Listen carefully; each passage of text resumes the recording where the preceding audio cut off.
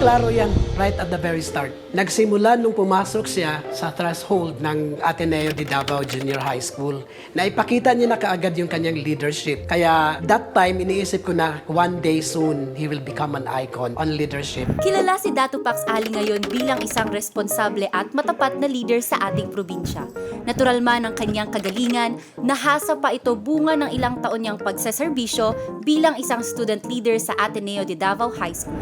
Mula nung nagsimula siya bilang leader, nung nasa unang taon pa lamang siya sa high school, hanggang sa siya ay graduate, schoolmates niya ang iniisip niya palagi. He sets aside himself in favor of the student population. So lahat ng ginagawa niya ay hindi para sa kanya, kung hindi para sa kabutihan ng mga mag-aaral sa Ateneo. What is important is he's able to extend his helping hand towards the other people. Bagamat nasa isang katolikong institusyon, hindi naging hadlang kay Dato Pax ang relihiyon upang pamunuan ang kanyang paaralan. Sa katunayan, siya ang kauna-unahang elected Muslim governor sa Ateneo de Davao High School Supreme Student Government. Dahil dito, mas nakilala si Dato Pax bilang isang leader na hindi tumitingin sa pagkakaiba ng bawat isa. Mahirap man o mayaman, Muslim man, lumad o kahit ano pa man ang tribo, advokasya na ni DPA na mabigyan ng pantay-pantay na oportunidad ang lahat. Gusto niya lang talagang tumulong, especially the needy ones, yung mga nangangailangan. Sa tingin ko talaga, masayang-masaya siya na nakakatulong siya sa ibang tao. Isa sa kanyang mga proyekto bilang SSG Governor na tumatak ay ang Ateneo Fiesta na naging simbolo ng pagkakaisa ng mga mag-aaral at mga guro ng kanyang paaralan. Sa school, ginagawa niya yung fiesta na masayang-masaya talaga. May mga booths, may Ferris wheel, may maraming mga rides.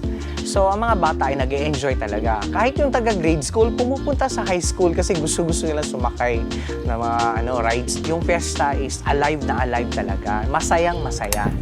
At bilang pagkilala sa kanyang husay sa paglilingkod bilang SSG Governor, pinarangalan si DPA ng Ateneo Leadership Award at Most Outstanding Student Award na iginagawad lamang sa natatanging mag-aaral na nagpakita ng galing sa larangan ng pamumuno at academics.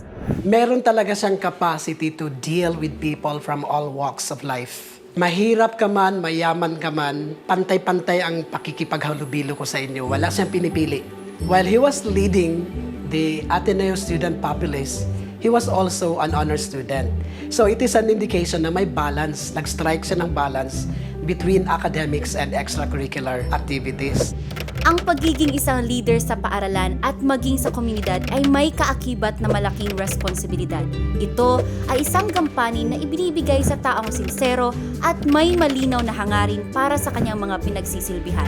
Nagsimula si Dato Pax Ali bilang isang student leader at magmula noon, tested and proven na ang kanyang kahusayan bilang isang lingkod bayan. Mahusay, matapat, matapang, matalino, determinado, may puso.